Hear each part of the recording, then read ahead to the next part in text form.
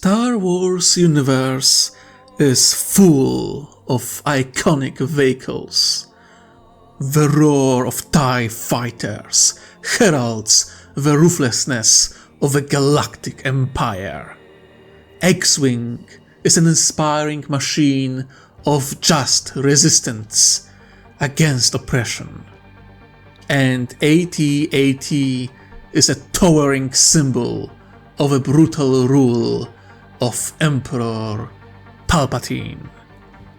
And the Millennium Falcon is a vessel that carried our heroes to victory more than once. Those machines from the original trilogy are seen by many as a symbol of the specific artistic style of Star Wars Galaxy. In the prequel trilogy, fans of the universe had a chance to welcome even more iconic vehicles into the franchise. Naboo Starfighter is sleek and fast, reflecting the beauty of its creators. Lucrehulk has imposing presence, despite being a cargo vessel. The AAT fits perfectly with a droid army. And then there is one of the most recognizable vehicles of the prequel era, AT-TE, all-terrain tactical enforcer, the icon of the Grand Army of the Republic and Clone Wars as a whole.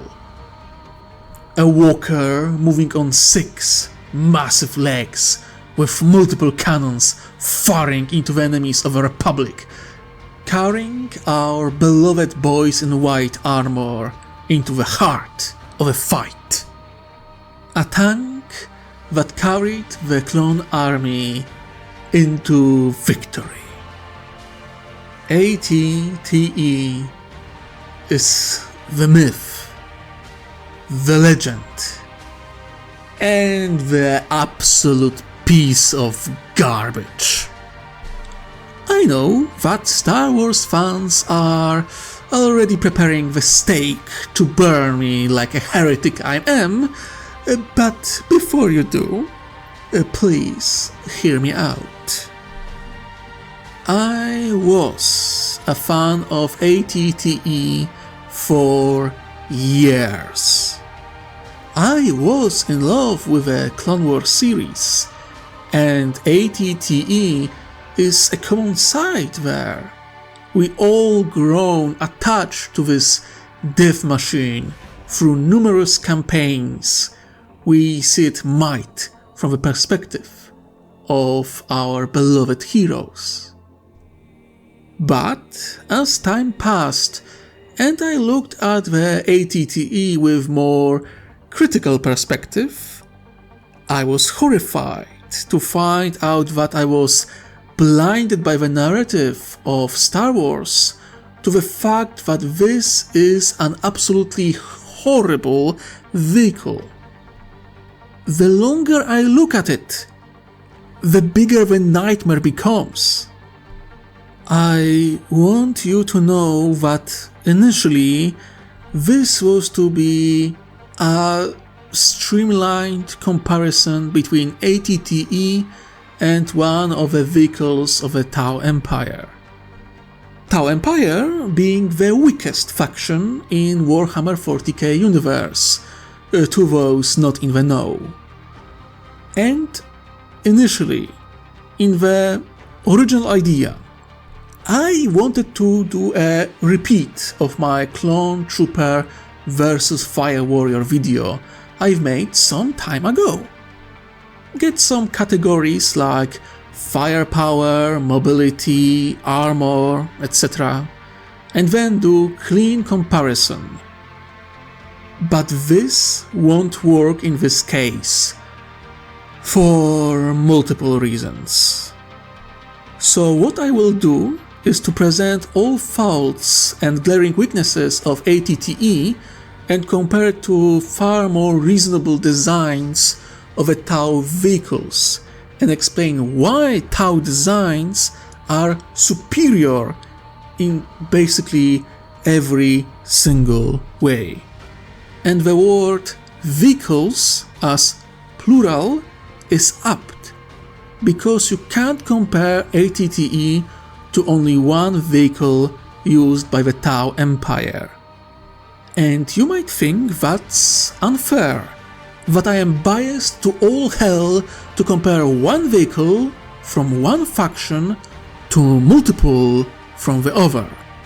After all, Tau vehicles have their own categories.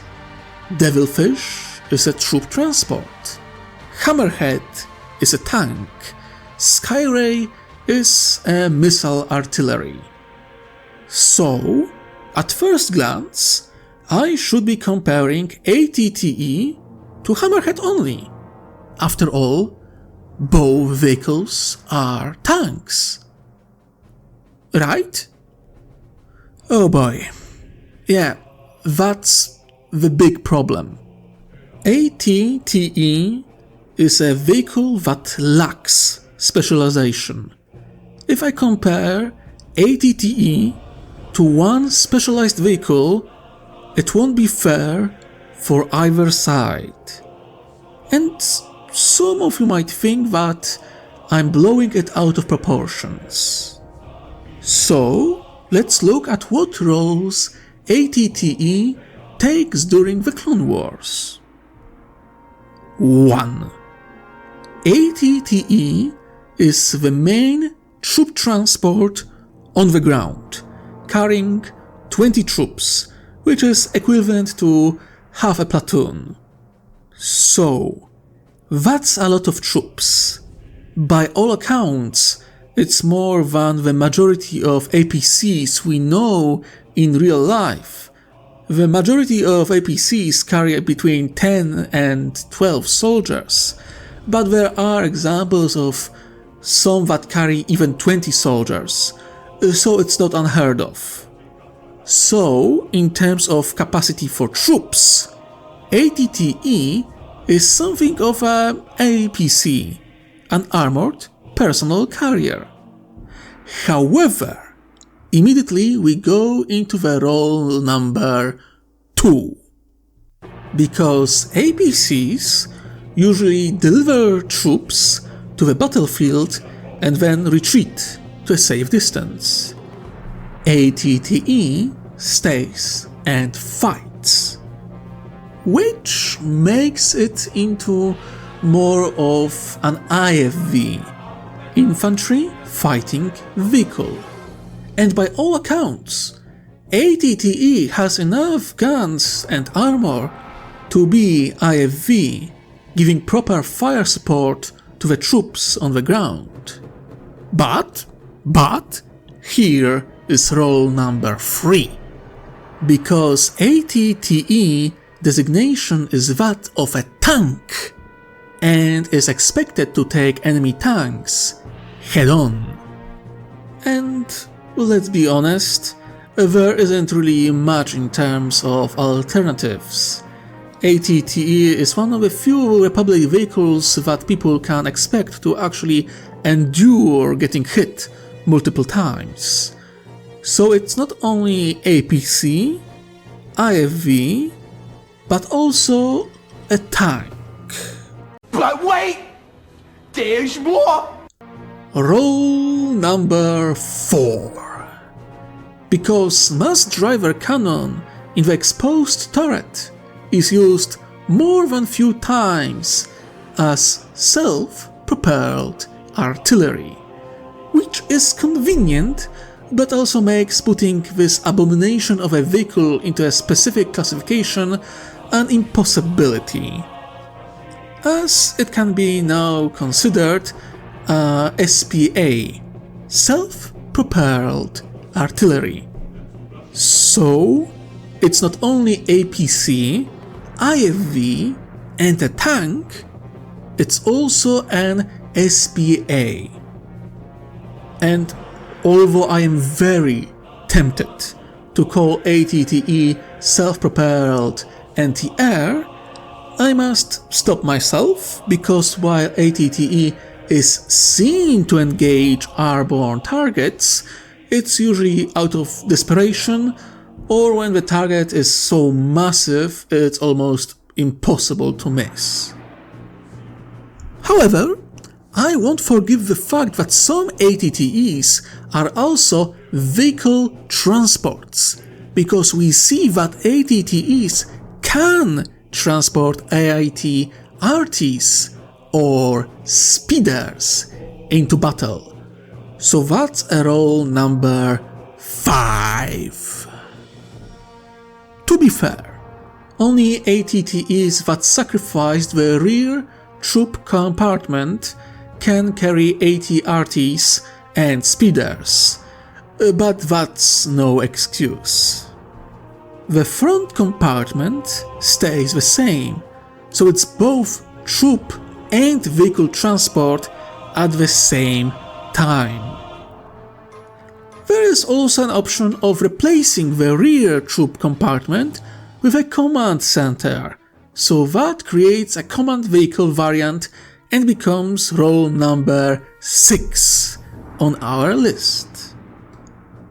And some of you might think that I'm done, but I'm not, as apparently this vehicle has also a medical droid on board, making this vehicle a potential medical evacuation vehicle, or straight up mobile field hospital, which would be role number 7 on our list. So let's count how many variants of ATTE we have and how many roles each takes.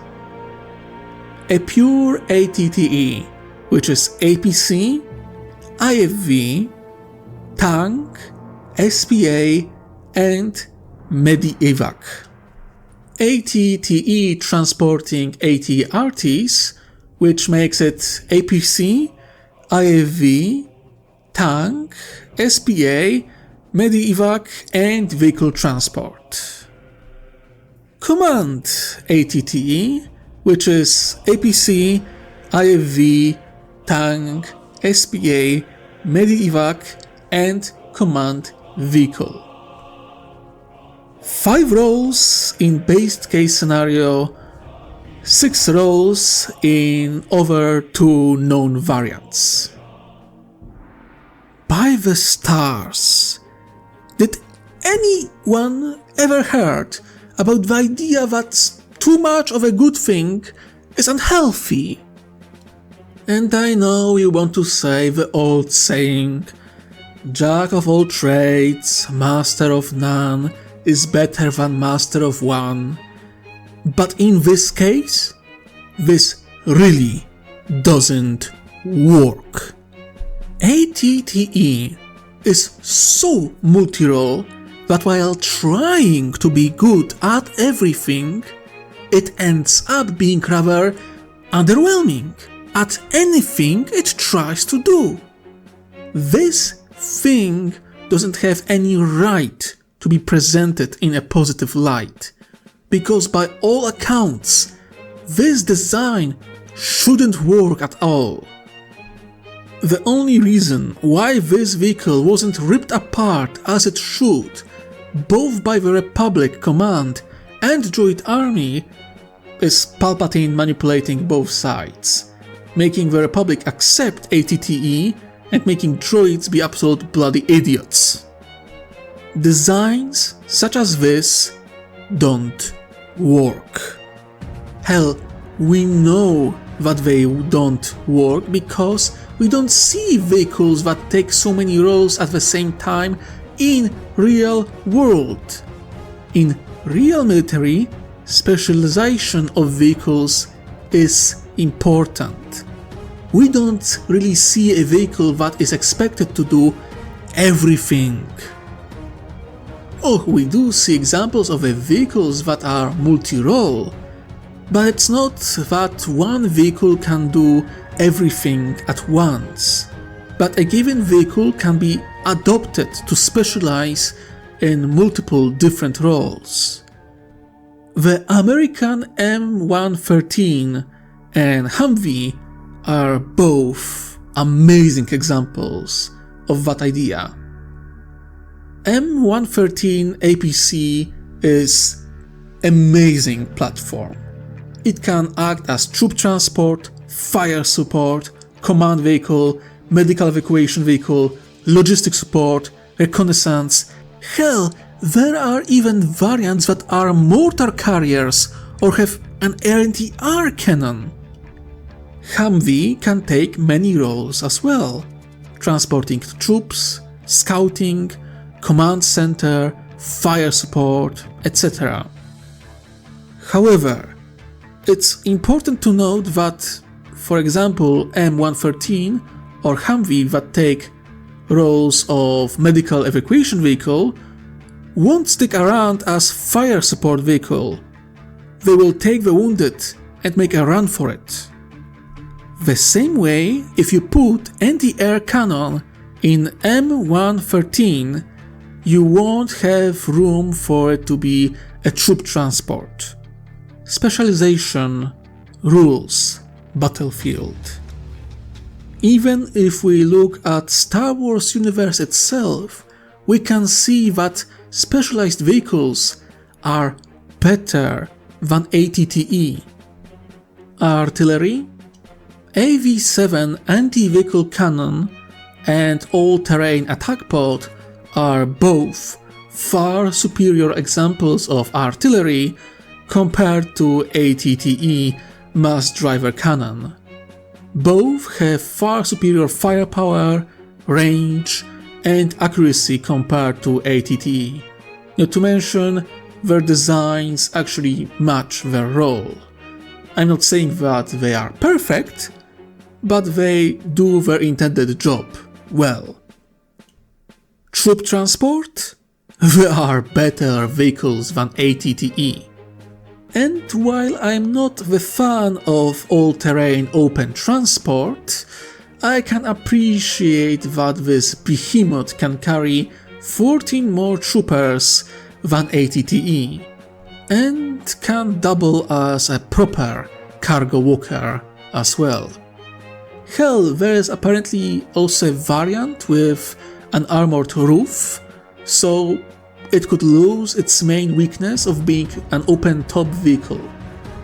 There even existed RTT, Republic Troop Transport, that seems like a perfect APC. Capacity to carry 12 troopers, fast as all hell, has guns to protect itself, just enough armor to survive enemy fire as the troops disembark, and then retreat to safe distance. Both are better at this specific job than ATTE.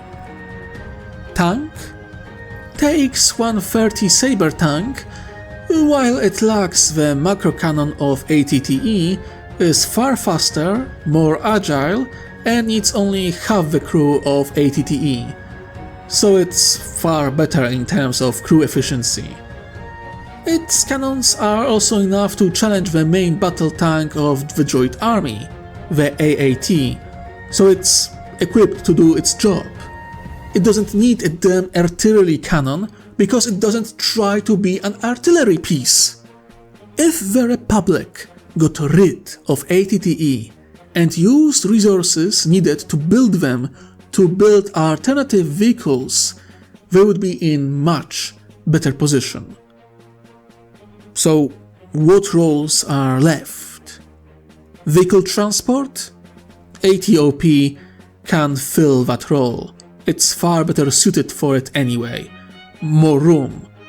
This thing could probably carry an entire unit of ATRTs or speeders.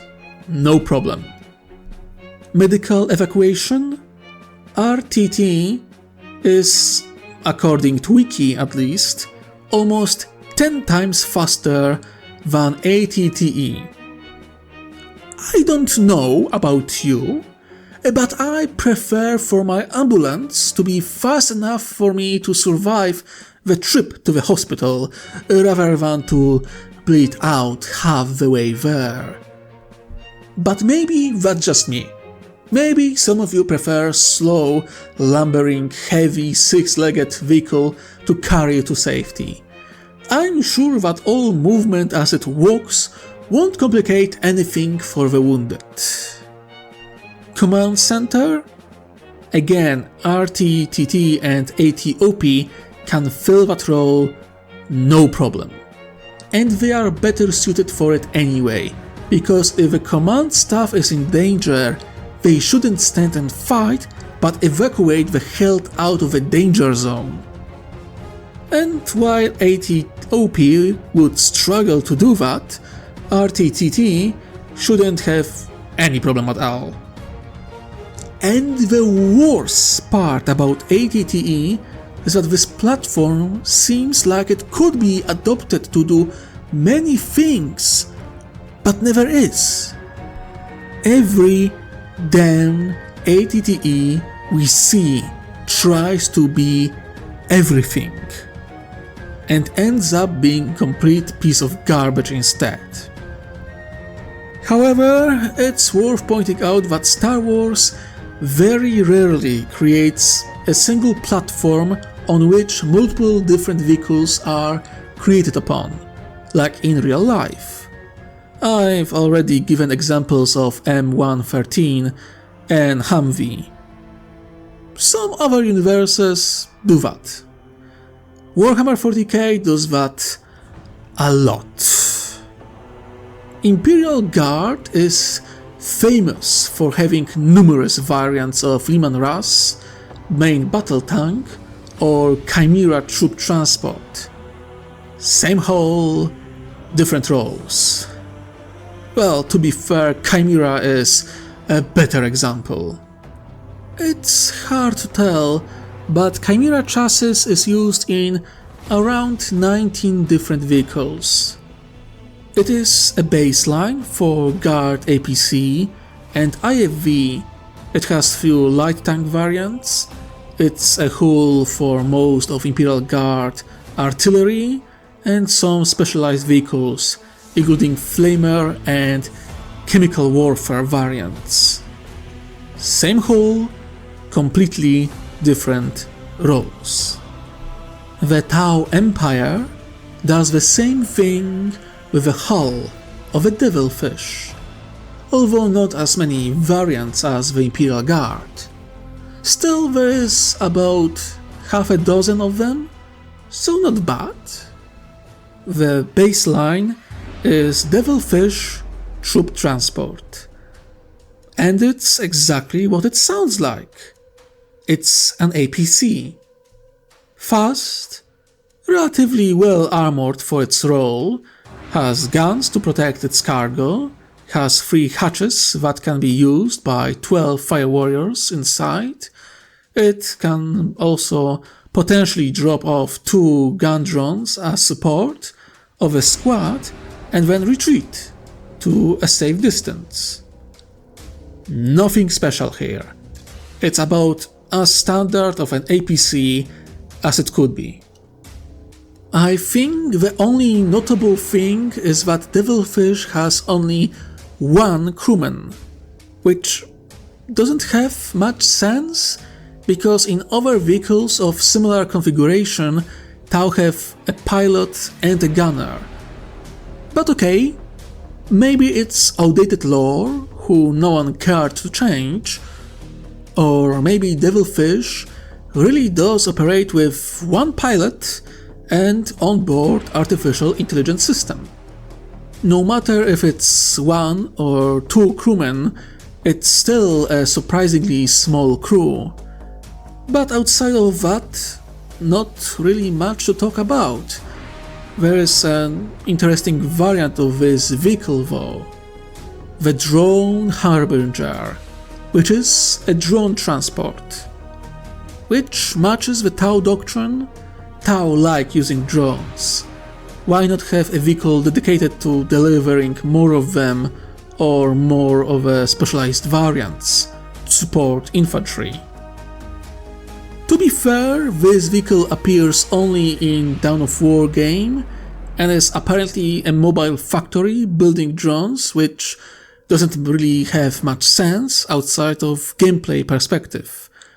But in some other stories and lore bits, we do hear of devilfish being used as drone transports and even drone control vehicles to boost their intelligence and coordination. So we didn't really left transport role and already have two categories at least. One for soldiers and one for drones. Although you won't find it on Wiki, we do know that devilfish are used as supply, transport and medical evacuation vehicles. So that's another two specialized variants on the list. Interestingly enough, I can't remember of even one example of devilfish being used as a command vehicle.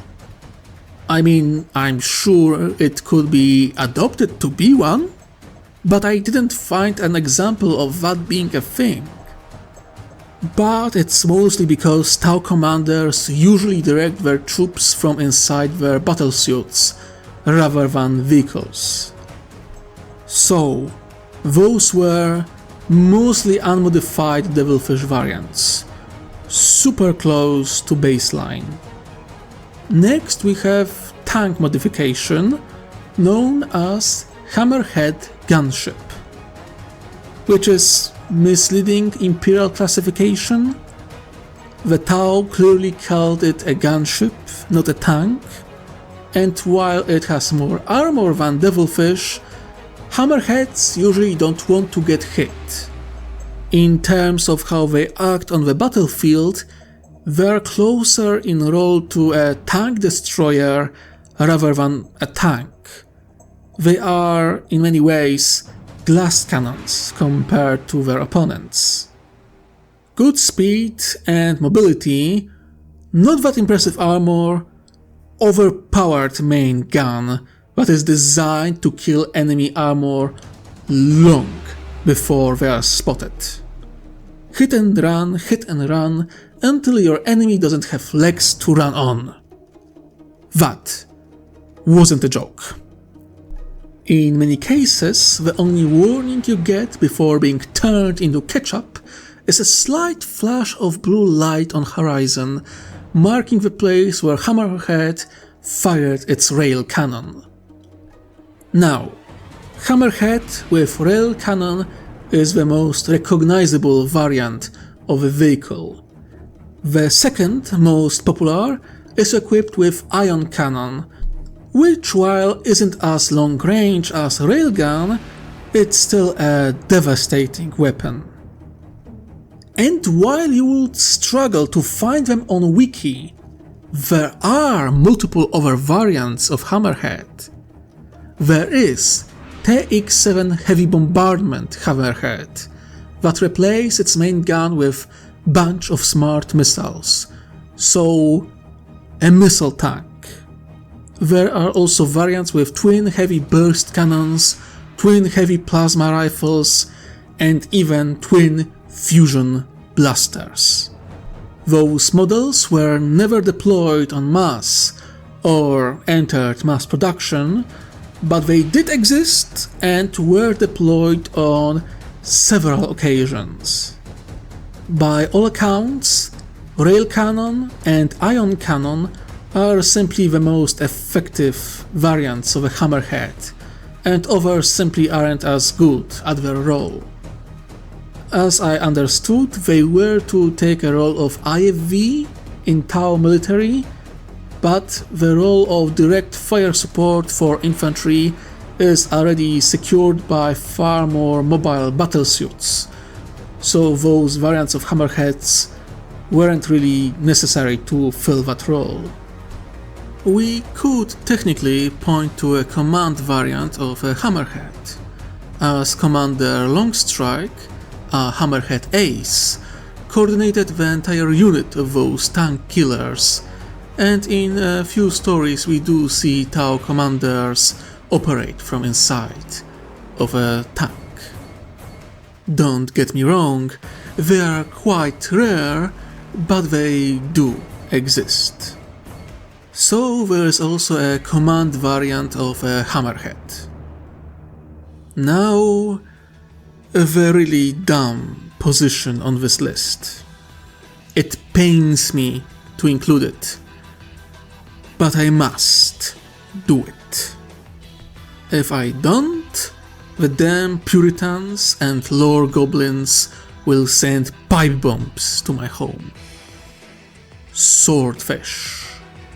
Although nothing more than failed experimental vehicle is based on a devilfish hull.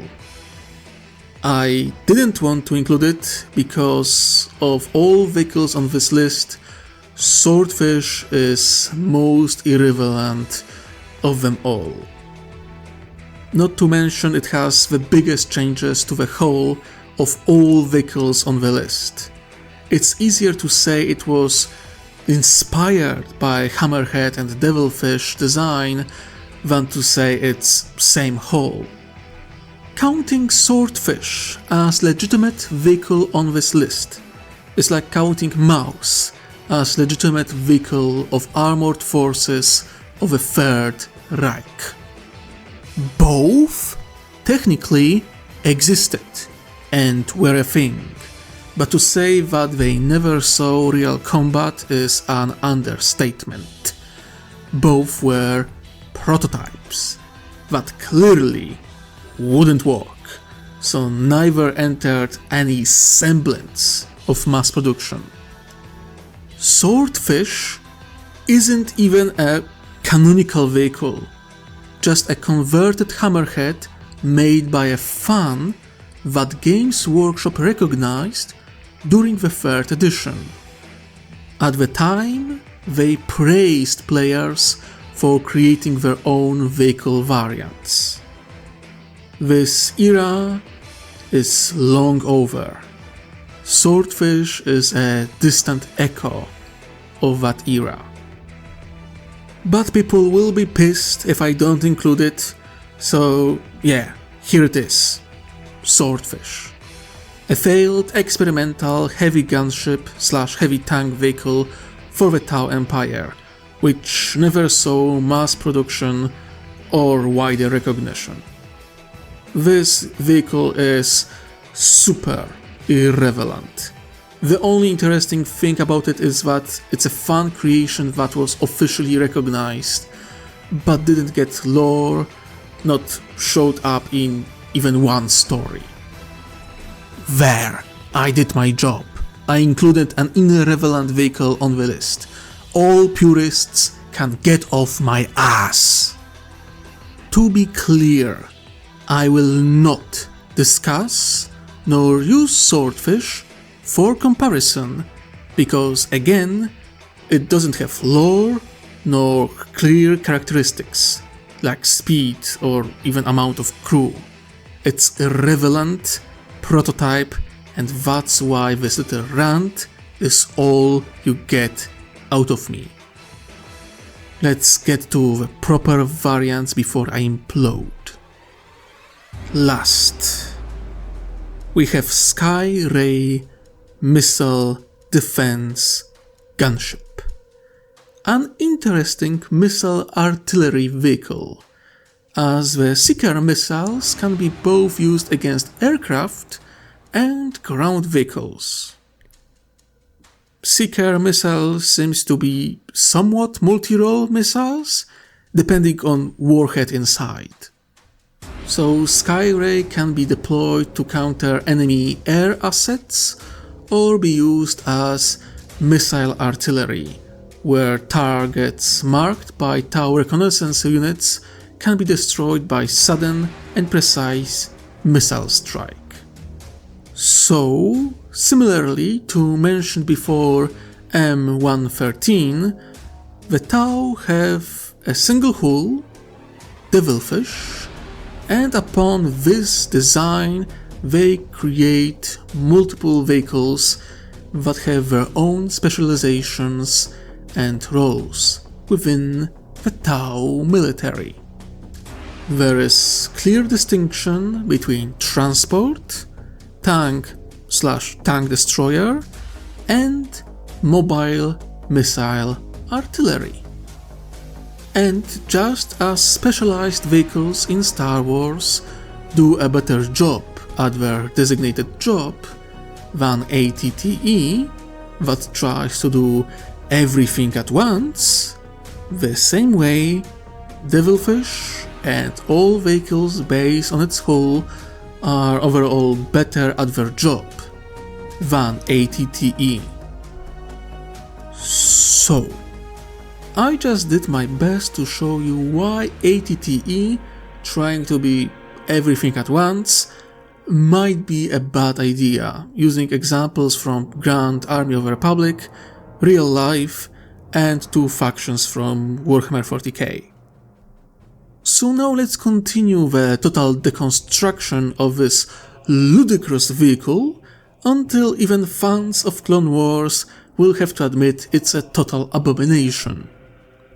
And where better to begin than the misleading name?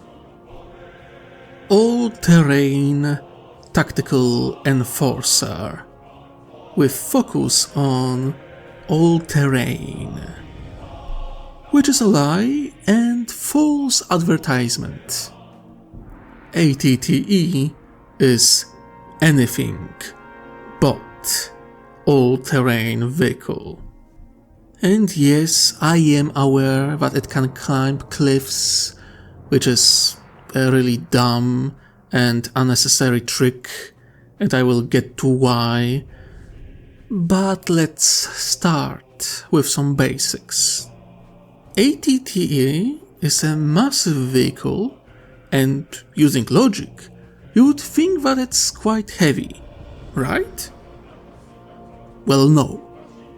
There is no clear data, but seeing how LAAT, designed to carry this abomination onto the battlefield, has apparently a lift capacity of 40 tons, so ATTE must be surprisingly light vehicle for its size. And I mean far lighter than an Abrams tank, like over 20 tons of difference, which doesn't have much sense seeing how ATTE dwarfs Abrams by quite a lot, but okay. I blame Star Wars writers for not having any idea how physics work, or using basically magic alloys to build their vehicles. Anyway, so on paper we have a surprisingly light vehicle, and thanks to 6 legs, it shouldn't have that much of ground pressure. And yet, we see ATTEs sink into mud on Jabiim. All-terrain vehicle can't handle mud. Its size doesn't help either. Any narrow pathway is immediately impossible to traverse. This monster is over 5 meters wide, far wider than most tanks. Good luck going through narrow roads in a city. With its massive size, ATTE will struggle to make tight turns quickly. It will have to step around in place to make a 90-degree turn. We all saw the 2 segments of ATTE, the front and the back.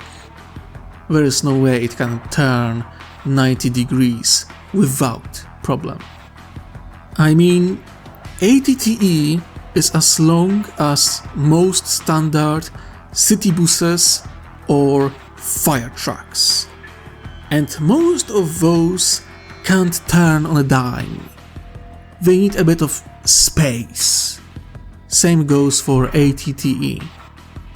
If there is a roof or a bridge they need to pass under, well, good luck, because ATTE is over 5 meters tall, and not all bridges will have enough space for it to fit under them.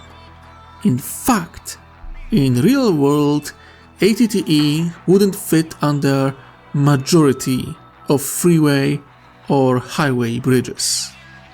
Walking through a forest must be a struggle. Every 15 seconds you hit a branch, so that must be fun, especially for the exposed gunner behind masked driver cannon. Mobility overall isn't a strong suit of ATTE. I know that officially it can move 60 kilometers per hour. But I will be honest with you, I don't buy it. I ask all Star Wars fans to do me a favor. Find me any example of media where we actually see ATTE straight up sprinting or galloping on 6 legs at 60 kilometers per hour. I'm sorry, I don't buy it. There isn't an example where ATTE moves that fast. Or at least I didn't find any outside of Guides to Warfare and Wiki. I never heard ATTE to be described as a fast vehicle, and 60 km per hour is quite fast for a walker.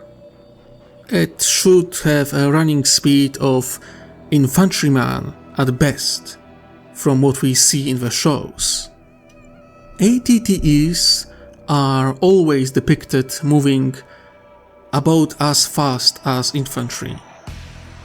Something akin to 12, maybe 15 kilometers per hour. Hell, I will give you 25, which is still better than average sprinting speed. That's still less than a half of what ATTE can do canonically. I have no idea who came up with 60 km per hour statistic, but I can tell you that as far as my research into ATTE went, I never saw nor heard it moving that fast in any story. The only time we see ATTE reach those kinds of speeds is when it's falling off a cliff or is dropped by a burning LAAT. But okay, let's make it 60 kilometers per hour. That's still slower than modern NMBTs. Most do above 65 kilometers per hour on roads, with around 45 kilometers per hour off-road. And with no specification if 60 km per hour is average speed on road, off-road, or in general, we can at least assume that is about as fast as modern MBT. So much for super advanced technology, I guess. Honestly, I'm not impressed. The same way I'm not impressed by the dumbest gimmick this vehicle has. Let's touch upon this whole climbing cliffs thing, which is most likely the dumbest thing any vehicle could do. Let's think about it for more than 5 minutes. Cliffs aren't usually too structurally stable. How many stories there are about rock climber that caused entire sections of a cliff to break off and then fell to their deaths. Now, do you all remember how ATTE legs basically bite into the surface of a cliff to hold onto it? Am I the only one who thought that this could cause some structural damage to the cliff?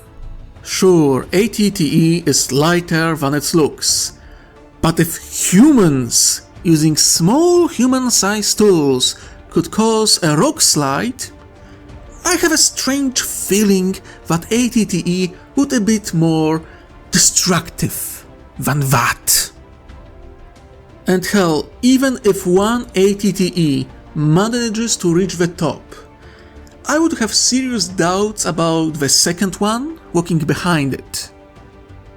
I mean, that just begs for a catastrophe, where the entire face of a cliff breaks off alongside one or more ATTEs and brings them down to their well-deserved death. And I must go on about this dumb cliff climbing feature.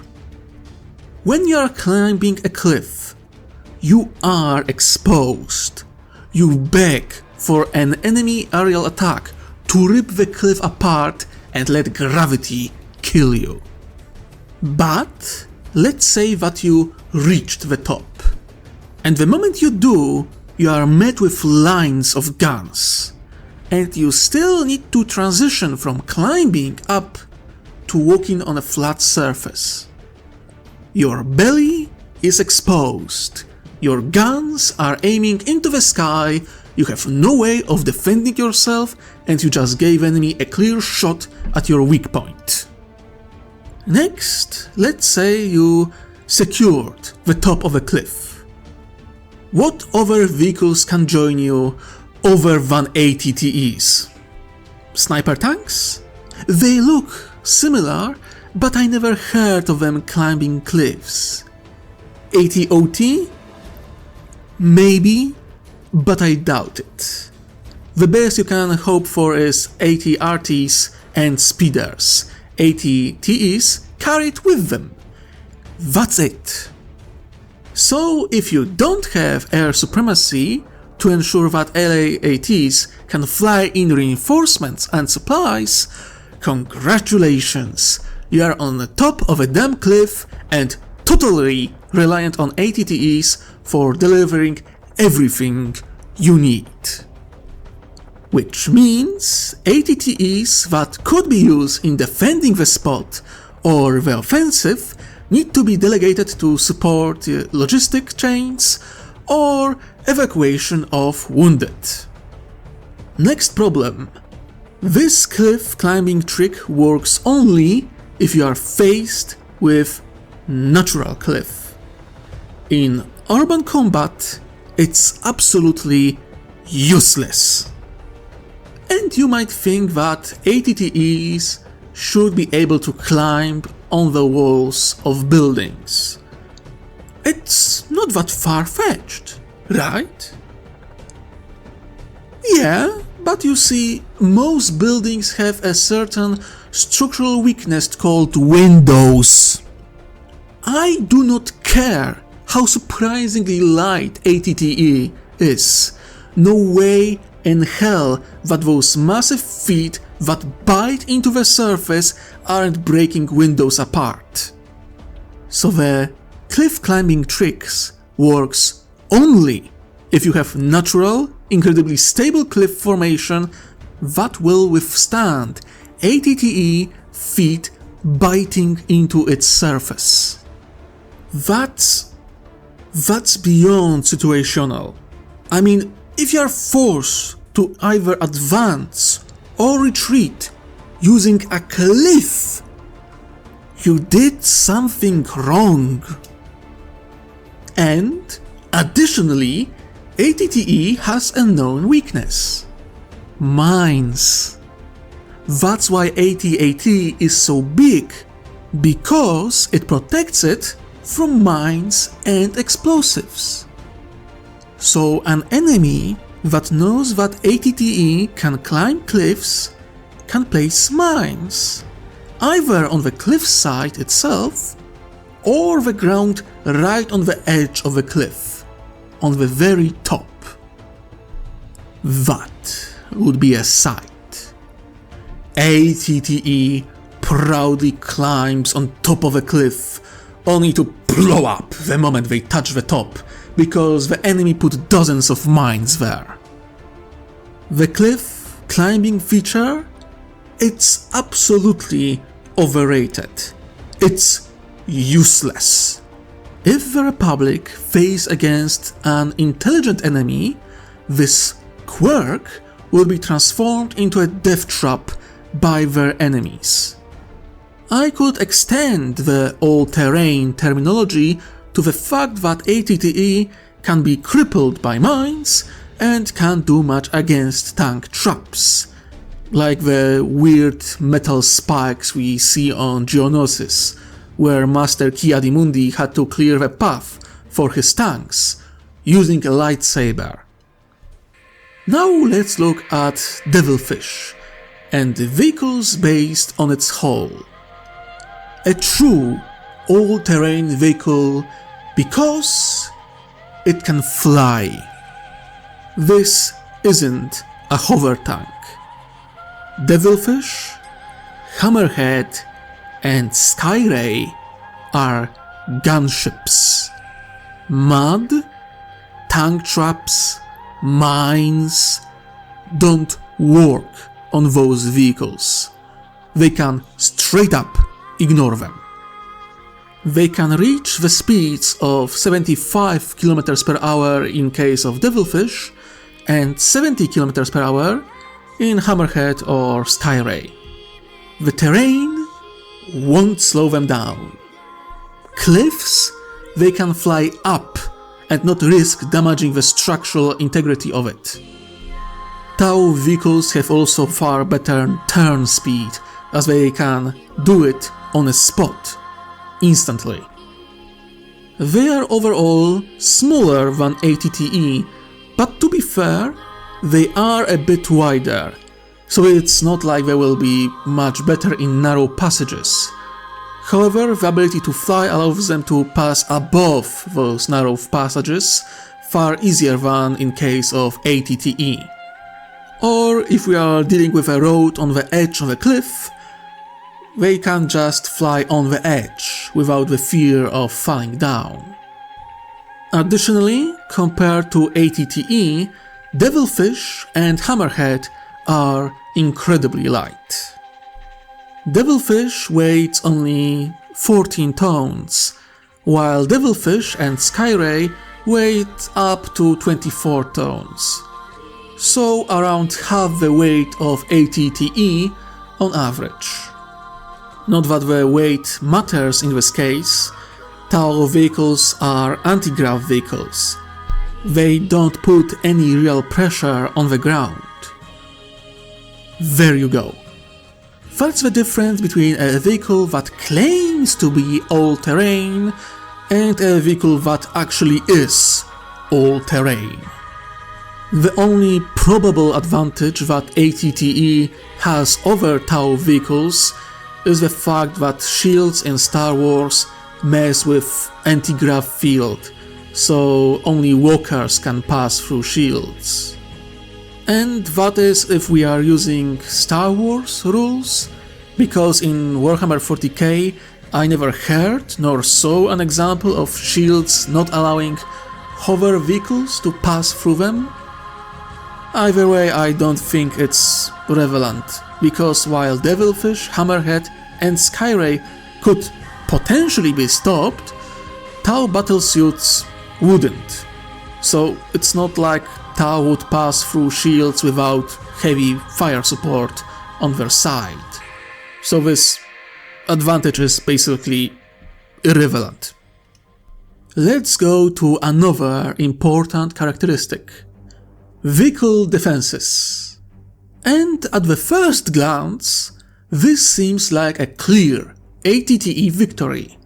After all, ATTE has thicker armor, so it must be better, right? Well, no, because the armor itself should be seen as the last layer of defense of any given vehicle. The ability to both spot the enemy and not be spotted by them, or make their weapons less likely to lock onto you, is important. Looking at ATTE, It should have at least some awareness about its surroundings. It has 5 gunners and a spotter, for crying out loud. Sure, the spotter is placed in the cockpit and his telescope can only look forwards and slightly to the sides, but with that many gunners it should at least have a chance to spot the enemy. Sad thing is, ATTE is so massive, it's almost impossible to not be spotted. It's long, wide and tall, far more than almost any other vehicle on the battlefield. Not to mention it has very characteristic shape and way of walking. The only people who don't spot ATTE are either blind or refuse to acknowledge they exist. So, ATTE is easy to spot. That's a big weakness and disadvantage. And next thing is, ATTE doesn't really have any defense systems outside of its armor. We have one example where some god-tier clone gunner managed to shoot a missile going its way. But that clearly was an exception, as we see far more examples of ATTE being unable to either shoot down enemy missiles or dodge them. ATTE lacks agility to dodge enemy fire. Even with the official claim that it can move 60 km per hour, it can't really jump to the side and avoid incoming fire. It's too big for that kind of maneuver. ATTE also lacks any dedicated anti-missile or anti-laser systems, or even shields to protect its weak points, and it has more than a few of them. The cockpit with a driver and spotter is completely exposed. Transparent steel, while not being glass, doesn't give the same amount of protection as proper armor. The cockpit is in a such position that it begs to be targeted by enemy fire. One shot and the vehicle is immobilized and all controls to make it move are gone as well. There is also a glaring weakness between the front and rear segment of ATTE. Any enemy that flanks this tank can exploit it. Mass Driver Gunner is completely exposed and problematic to replace, seeing that anyone trying to take their place would need to climb out into the open before taking their seat. So that's very easy way to neutralize most powerful weapon ATTE possesses. As mentioned before, ATTE has weak underbelly and is weak to mines, despite the fact that there are sensors in the vehicle's feet. They must be focused on ensuring that ground is stable rather than mine detection, if ATTEs were apparently walking into minefields. And look, ATTE armor isn't terrible, but it's not great either. We see this tank getting crippled or destroyed with a single missile, while also surviving multiple hits from enemy tanks. Hard to rate its quality with that in mind. Now let's look at Tau vehicles. First of all, Tau vehicles have more sensors, both under and on top of vehicle, and AI that helps with scanning and observing the surroundings. Tau vehicles also have the ability to easily connect with Tau drones and reconnaissance units, allowing for far greater range, target recognition, and in some cases, almost literal wall hacking. If drone sees you, it can provide data to Hammerhead that can determine that this pesky wall you use as cover won't be enough to stop its rail cannon.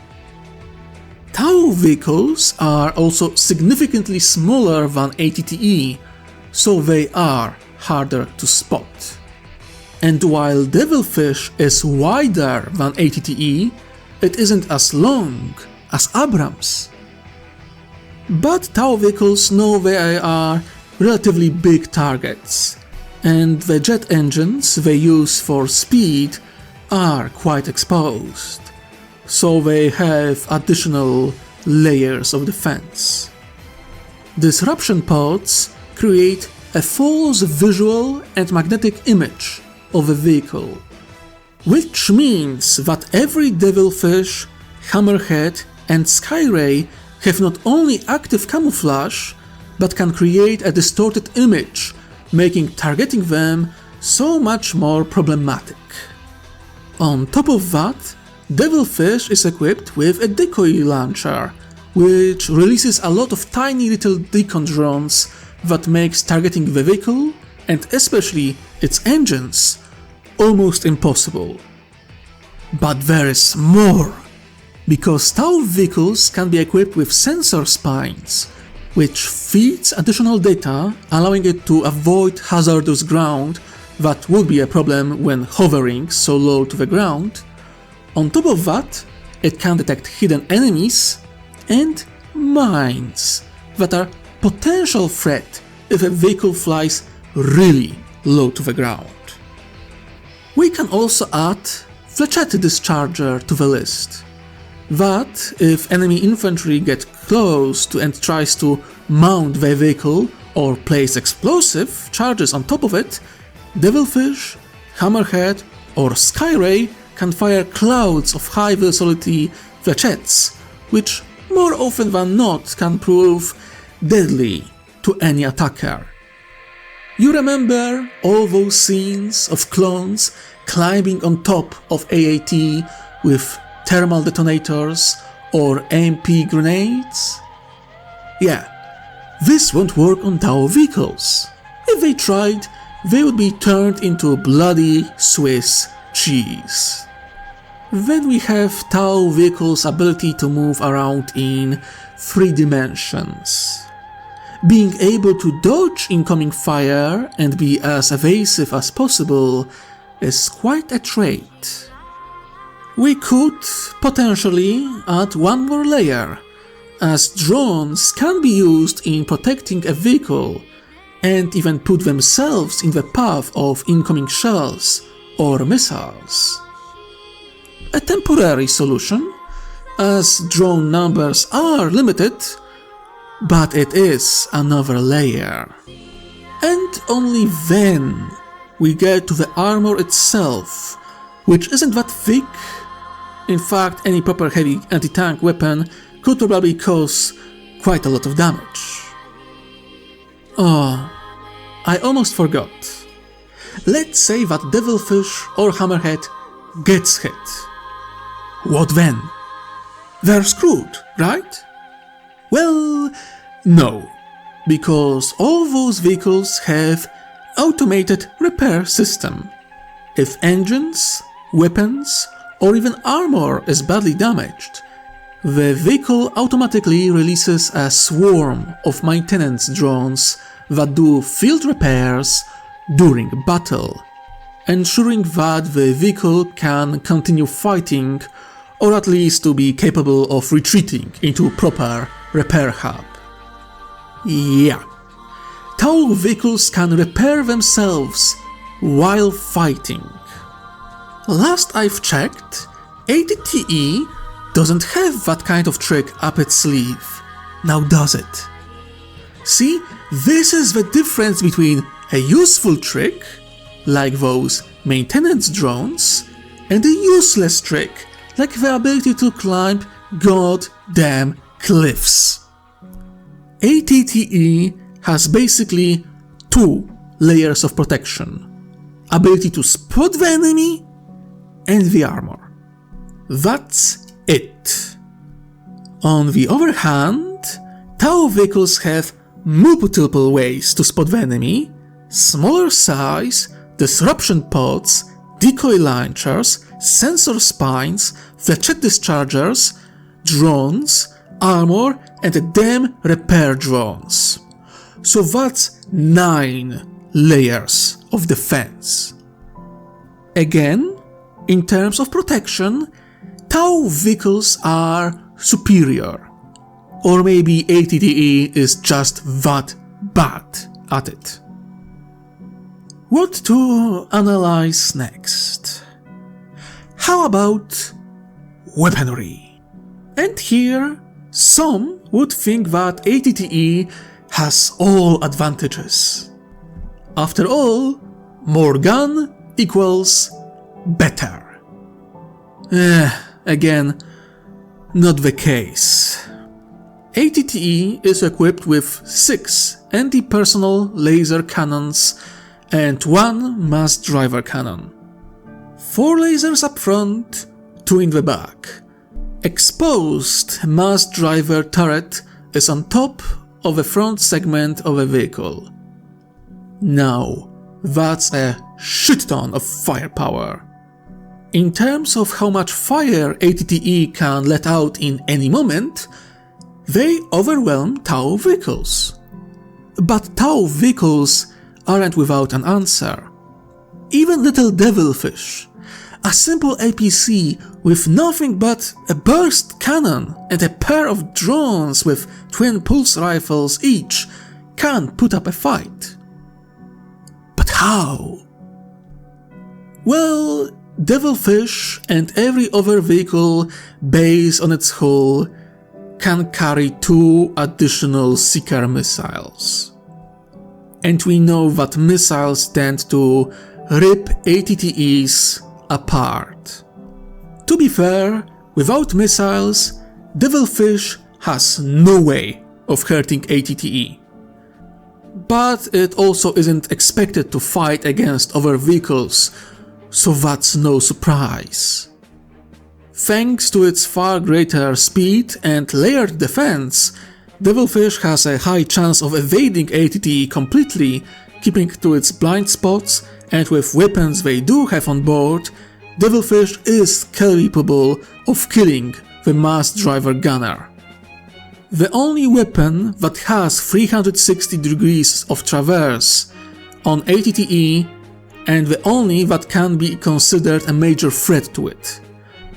Laser cannons could still destroy Devilfish, but Mass Driver has potential of taking it down with one shot. Without Mass Driver, Devilfish can keep to blind spots and on move, making laser cannon fire far less effective. It wouldn't be able to destroy ATTE without Seeker missiles, but it could survive the encounter. Additionally, the fast-firing burst cannon and gun drones should be enough to keep any potential clone troopers on board to stay inside the vehicle, rather than getting out. How about Hammerhead? Both rail cannon and ion cannon are more devastating than Mass Driver. Hammerhead has extremely precise weaponry that could target ATTE from surprisingly long range, retaining the ability to pierce its armor. And as we stated before, even though Mass Driver Cannon has impressive range, with Hammerhead layered defenses, I doubt it could reliably target it.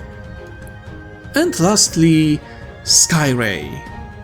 And here I just need to remind everyone about Battle of Geonosis and how ATTE were met with Hellfire droid tank.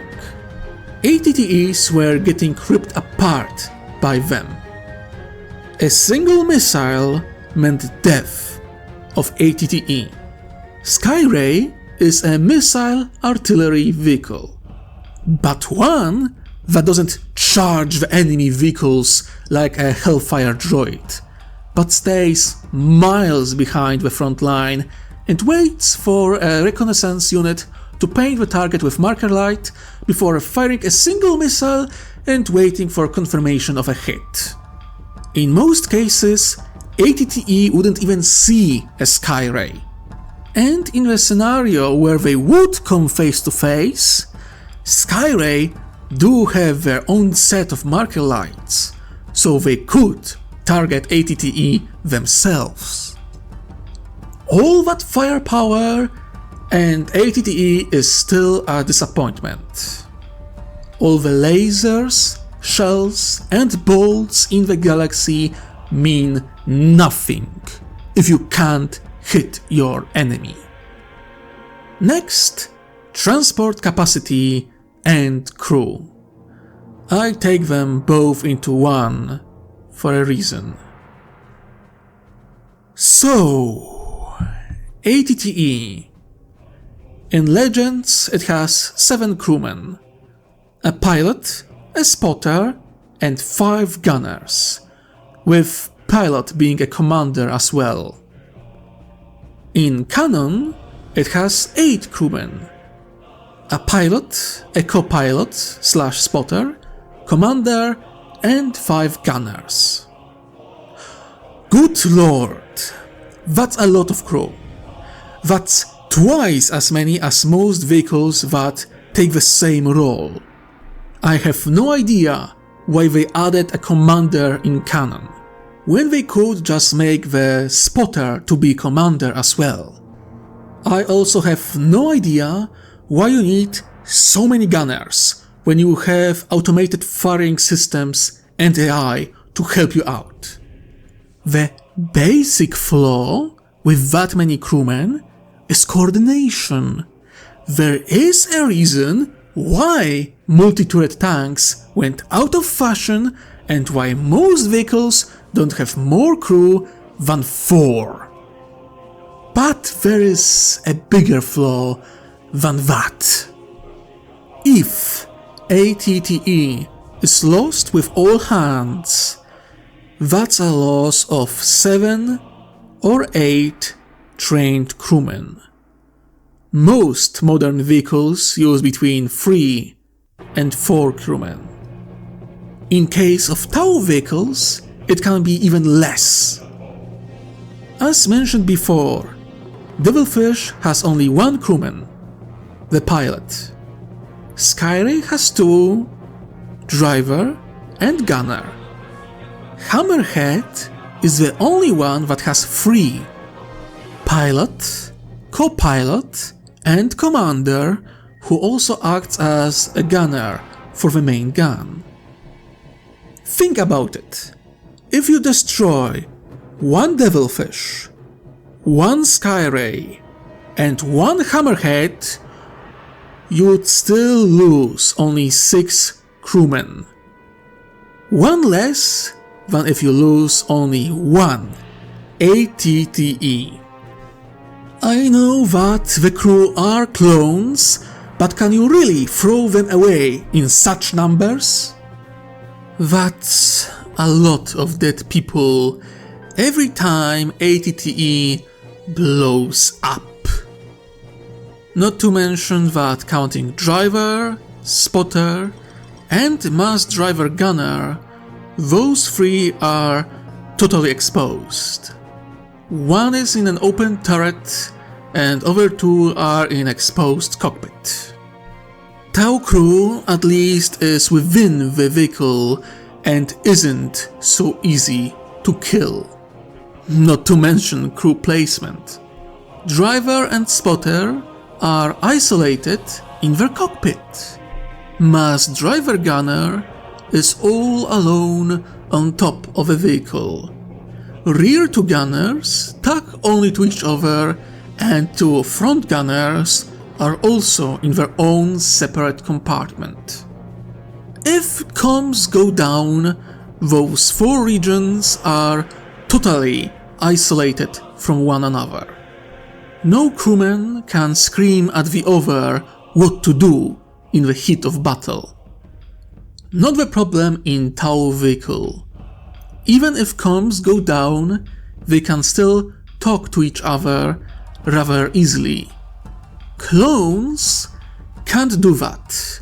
They are totally reliant on the comms staying active, no matter enemy action or damage to the vehicle. I would think that's a major flaw. What about crew capacity? Yes, ATTE can carry up to 20 troops, or 10 troops and command center, or 10 troops and 2 recon vehicles. You remember how I've mentioned that most troop transports carry around 10 to 12 soldiers in real world? There is a reason for that. A lot of militaries have a certain number of squads in a platoon, usually 4. Same goes for Grand Army of the Republic. Okay? So picture this. One of the troop transports is totally destroyed, with all soldiers on board getting killed. In case of most real-life militaries, a platoon just lost 25% of their forces. Tragic, but you can't do something with 75% you have still on hand. In case of Grand Army of the Republic, you just lost half of your platoon. One vehicle goes down and you are down to 50% strength. That's not a tragedy. That's a catastrophe, and if you want to survive, you need to get the hell out of there. Not to mention, in most militaries, loss of one vehicle means you have remaining 3 to give some kind of fire support. Clones are now down to 1 ATTE. And guess what? Tau Empire? They keep to more realistic, real-life militaries. Sure, they need a separate vehicle to take care of transport and other for firepower, but that's still an advantage. If one of their vehicles is lost, it could be a devilfish, and you are down 12 fire warriors. But Hammerhead, that was your fire support, is still operational. Or maybe it was Hammerhead that took the shot that was to kill your transport and your squad. Yes, surprisingly, ability to carry more troop is not always an advantage. ATTE is a great concentration of assets, not only in terms of transporting significant amount of troops, but ensuring that a given force has a great amount of firepower. If that asset is lost, so is everything it can bring to the table. And as we already established, ATTE doesn't have that much in terms of protection. And here is a little neat thing I kept to the very last moment. Because transporting troops is one thing, but the ability how quickly they can leave your vehicle is something completely different. I think we could agree on that. Here I wanted to ask for your forgiveness, because I hid something from you. There are in fact 2 completely different ATTE hulls. The changes are of such significance that they should be known as ATTE-1 and ATTE-2. And you might think I'm making a joke, but I don't. Look here at the original ATTE. We will call it ATTE-1. You can clearly see where hatches meant for troopers are. You can see a clear outline of the 4 doors, 2 per segment of the vehicle. From what I found out, the doors are opening down, creating a staircase for troopers to easily disembark to the ground or climb up when embarking. Simple, elegant design for a vehicle such as ATTE, and good solution for the fact how high above the ground the hull and the troops compartments are. Okay? So that was ATTE-1. Now, let's look at the depiction of ATTE from the Clone Wars series, one which we will call ATTE 2. Where are the hatches? Where are they? Because I don't see even a suggestion of an outline. In fact, the only hatches that clones use during the Clone Wars series are ones located on top of the hull. I have no idea how they get down from the top of the ATTE, which is almost 6 meters tall. So that's not an insignificant drop. I know these are soldiers, but a small mistake could mean a broken ankle. Do they have ladders in the back or something? I don't know. What I do know is that ATTE 2 that we see during Clone Wars lacks any side hatches, meaning the troops' ability to quickly disembark or get on board is severely limited. Maybe it gives some bonus to structural integrity of the entire vehicle, but it's amusing that for a troop transporting vehicle, ATTE 2 isn't too friendly to the troops it carries. If ATTE gets crippled and everyone needs to evacuate, the troopers inside can't just push open doors right in front of them, but need to climb up to the top hatch, expose themselves on top of the vehicle before seeking cover behind it. I'm sure all the wounded inside were grateful for a chance to climb. What is even more amusing is that the Imperial variant of ATTE we see in the Bad Batch somehow gets its side hatches back, but they are only half the size of the original, and it seems like clones must jump to get to the railing to climb into the vehicle. So it's literally something between the original and Clone Wars variant. Let's call it ATTE 1.5. as its clear Empire went back on some design features. How about Tau vehicles? There are 4 clear to spot hatches. 2 round ones to the sides, 1 big one in the back, and 1 in the cupola. So there are a lot of ways to exit the vehicle. So again, Tau vehicles are way better designed. Or ATTE is really that terrible. ATTE 2 to be precise. I do not mind hatch placement on ATTE 1 that much. They are in optimal position and they seem to be capable of doing what they were meant to do. ATTE 1.5 is, well, better than 2, but worse than 1. Not great, not terrible.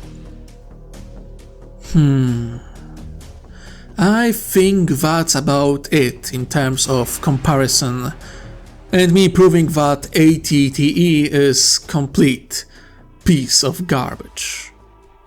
In fact, I can prove it even more by telling you how to make it a far better vehicle with minimal changes to overall design.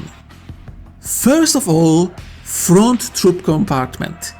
Delete it completely. Push the exposed cockpit into the vehicle. Replace the exposed mass driver turret with a proper tank turret. Place spotter/commander in that turret with his own cupola, so he can have a better view than in previous configuration. The ability to see all around you is better than periscope that can see only forwards and to the sides.